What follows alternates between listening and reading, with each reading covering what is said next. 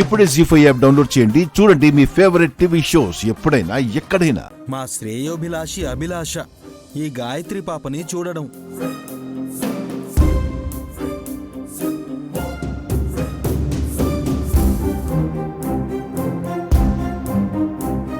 మీ శ్రేయోభిలాషులు ఎవరున్నారన్నయ్య?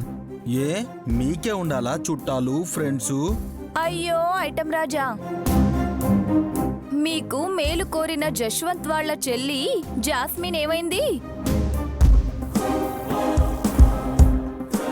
పూల వాసనలానే ఎక్కువ రోజులు ఉండలేకపోయింది. తమరి గర్ల్ ఫ్రెండ్ కసి అలియాస్ కందగడ్డ సితారా ఏమైంది? ఇలా వచ్చింది అలా చచ్చింది కదక్కా. అంటే ఏంటమ్మా వీళ్ళంటుంటే గుంత తవ్వుకోవడమేనా? అందుకే కదండి మనం విష్ నయనీలు నమ్ముకుని ఉండడం మంచిదని చెప్పింది.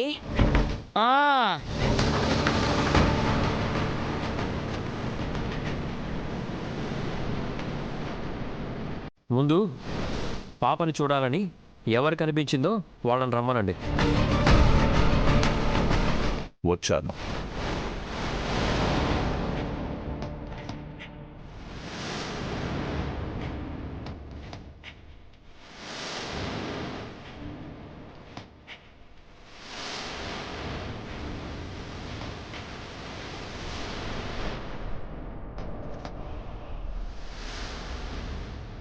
ఈయన ఇంతకు ముందు ఇంటికొచ్చారుగా.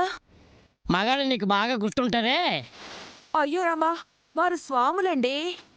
తెలుసు, ఎవరు చెప్పకముందే నీవు చెప్పడంలో ఉన్నా ఇంట్రెస్ట్ ఎంత అంటున్నా. చూసారా మా ఆయన నన్ను ఎలా అనుమానిస్తున్నారో. మీది జీడిపాకం జోడి అని తెలుసు గాని ముందు మహానుభావులు ఎందుకు వచ్చారో తెలుసుకుందాం.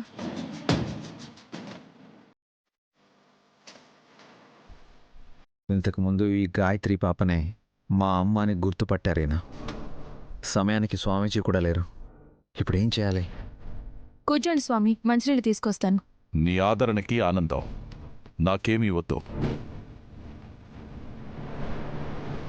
సందేహాన్ని నివృత్తి చేసుకుని వెడదామని వచ్చాను.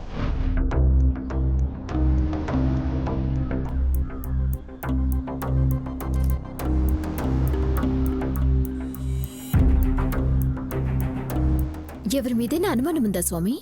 ఉంటే గింటే నీ మీదనే ఉండాలి. ఎందుకో ఏంటో చెప్పమనండి. అయితే వారొచ్చింది గాయత్రి పాపని చూడ్డానికి అన్నారు కదా. స్వామి మీరు చూడండి, నిమిషం పాటు ఎత్తుకోవాలనుకున్నా పర్వాలేదు. వాళ్ళ నాన్న ఎత్తుకున్నాడు కదా, అక్కడే ఉండనివ్వండి. నాన్నంటే కన్నతండ్రి అనుకోకండి. ఇంతకుముందు మీకు చెప్పారో లేదో, ఆ పిల్లని మా అక్క వాళ్ళు దత్తత తీసుకున్నారు. బిడ్డను దత్తత తీసుకోవచ్చు, తల్లిని ఎక్కడా దత్తత తీసుకోరు.